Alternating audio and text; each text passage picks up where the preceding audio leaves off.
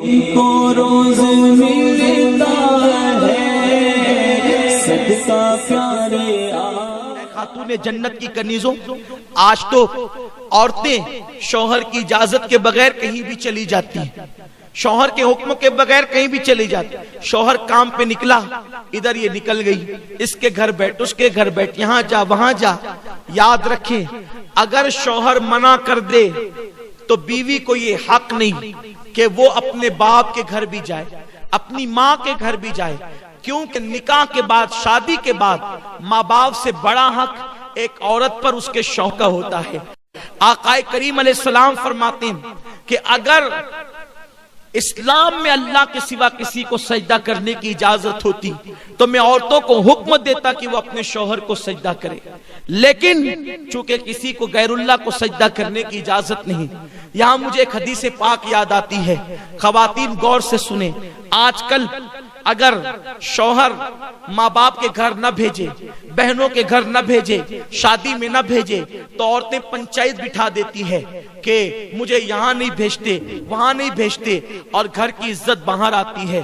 آئیے دل کے کانوں سے اس حدیث پاک کو سنیں. ایک صحابی دور رسالت میں اپنے گھر سے نکلتے ہیں اور گھر سے نکلتے وقت اپنی بیوی کو کہتے ہیں، دیکھو جب تک میں سفر سے واپس نہ آ جاؤں تم گھر سے باہر مت نکلنا، حتیٰ کہ تم اپنے ماں باپ کے گھر بھی مت جانا جب تک کہ میں نہ آ جاؤں. لیکن ان کو خیال نہ رہا کہ میرے بعد پتہ نہیں کیا ہوگا، کیسے حالات ہوں گے. وہ بول کر تو چلے گئے، لیکن میری بہنوں سنو تو صحیح، ان کا گھر کہاں تھا؟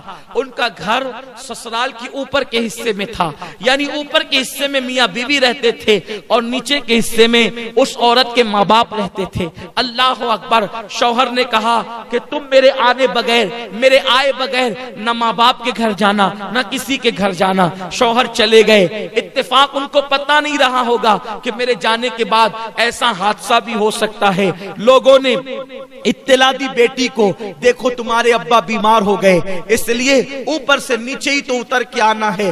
اس نے کہا کہ میرے شوہر نے منع کیا ہے کہیں جانے کے لیے، اس لیے میں نہیں جاؤں گی. اللہ اکبر. جب طبیعت زیادہ خراب ہوئی، طبیعت زیادہ سیریس ہوئی، تو لوگوں نے کہا ایسا لگتا ہے اب تمہارے باپ بچیں گے نہیں، ان کا انتقال ہو جائے گا، ذرا آ کر اپنے باپ کو دیکھ تو لو، دو باتیں تو آخری میں کر لو. میری بہنوں آپ سمجھ سکتی ہو جب باپ مرنے والا ہو تو کس بیٹی کی تمنا نہیں کہ وہ اپنے باپ سے بات کر لے. مگر کل کی عورتیں شوہر کی کتنی فرما بردار ہوا کرتی تھی، خاون کی کتنی فرما بردار ہوا کرتی تھی. اس عورت نے کہا میں پہلے ایک کام کرتی ہوں، جب تک میں اللہ کے رسول سے اجازت نہ لے لوں، حضور جب تک اجازت نہیں دیں گے میں اپنے ماں باپ کے گھر نہیں جاؤں گی، کیونکہ میرے شوہر نے منع کیا ہے. اللہ اکبر. اس نے ایک شخص کو بھیجا کہ جاؤ اللہ کے محبوب سے پوچھو کہ کیا میرے شوہر نے منع کیا ہے گھر سے باہر نکلنے کے لیے، تو میں گھر سے باہر نکل کر اپنے باپ کو دیکھ سکتی ہوں، بیمار باپ کی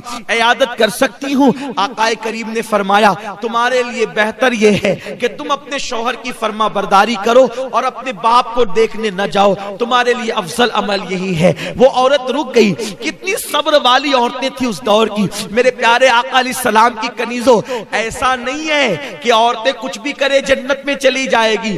جنت میں جانے کے لیے قربانی دینی پڑے گی. میرے پیارے آقا علیہ السلام کی کنیزوں، اس کے بعد کچھ دن گزرے، خبر آئی تمہارے باپ کا انتقال ہو گیا، جنازہ تیار ہے، آخری صورت تو اپنے باپ کی دیکھ لو، آخری شکل تو اپنے باپ کی دیکھ لو. اس نے کہا اب ذرا دیکھو، ایک بیٹی اگر باپ کا انتقال ہو جائے اور بیٹی بمبئی میں رہے، دبئی میں رہے، سعودی میں رہے، وہ وہاں سے فوراً دوڑتی بھاگتی آتی ہے، اپنے باپ کا آخری چہرہ تو دیکھ لوں، اپنے باپ کی آخری شکل تو دیکھ لوں. مگر قربان جائے اے خاتون جنت کی کنیزوں، اس دور کی عورتیں کیسی تھی، انہوں نے حضور کے فرامین کو کیسے سینے میں بسایا تھا، انہوں نے قرآن و حدیث پہ کیسے عمل کیا تھا. ایک شخص کو بھیجا جاؤ آقا سے پوچھ کر کے آؤ میرے شوہر نے مجھے ماں باپ کے گھر جانے کے لیے منع کیا ہے، کیا میں اپنے باپ کی آخری شکل دیکھنے کے لیے جا سکتی ہوں؟ تو آقا کریم نے فرمایا اس عورت کے لیے افضل عمل یہی ہے کہ وہ اپنے باپ کی شکل دیکھنے نہ جائے اور اپنے شوہر کے فرمان پر عمل عمل کرے. اللہ اکبر. وہ خاتون صبر کر کے گھر میں بیٹھ گئی. اللہ اللہ. لوگ لے گئے اس کے باپ کے جنازے کو اور لے جا کر کے دفن کر دیا. رات ہوئی, غمگین تھی, دکھڑا تھا, تکلیف تھی کہ میں اپنے باپ کی آخری شکل بھی دیکھ نہ سکی, مگر شوہر سے کوئی شکایت نہ تھی, اس لیے کہ وہ عورت جانتی تھی کہ میرے شوہر کو تھوڑی پتا تھا کہ وہ یہ کہہ کے جائیں گے اور میرے باپ کا انتقال ہو جائے گا. اللہ اکبر. وہ روتے روتے سو گئی. رات میں خواب کیا دیکھتی ہے کہ اس عورت کے والد جنتی تاج پہن کر اور جنتی لباس پہن کر جنت کے باغ میں ٹہل رہے ہیں. اس عورت نے پوچھا, بابا اللہ نے یہ مقام آپ کو کیسے عطا کر دیا؟ تو اس شخص نے جواب دیا, بیٹی تو نے اپنے شوہر کی فرما برداری کی, اللہ کو تیری یہ ادا اتنی پسند آئی, میرے اللہ نے کہا تیری بیٹی کے نیک عمل کے صدقے جب میں نے تجھے جنت عطا کر دی. عمل بیٹی نے کیا ہے اور بیٹی شوہر کی فرما بردار بنی تو اس کے باپ کو جنت مل گئی. اے خاتون جنت کی کنیزوں, اسی لیے میرے آقا فرماتے ہیں چوتھی چیز جو عورت اپنے شوہر کی فرما برداری کرے, وفاداری کرے, شوہر کو راضی کر لے, ایسی عورتیں جنت میں جائے گی اور آٹھوں دروازے ان کے لیے کھول دیے جائیں گے. یہ نہیں شوہر غریب ہے تو بھاگ بھاگ کے آ جائیں, شوہر غریب ہے تو اس سے مطالبات کریں, شوہر غریب ہے تو اس پہ الزامات رکھ کے ماں باپ کے گھر بیٹھ جائیں. نہیں نہیں, ایسا نہیں ہونا چاہیے. غریبی امیری لگی ہوئی ہے, دولت آج کسی کے آنگن میں ہے, کل کسی کے آنگن میں ہے. وفادار بیوی اللہ کی نظر میں بھی عزت پاتی ہے اور دنیا کی نظر میں بھی عزت پاتی ہے.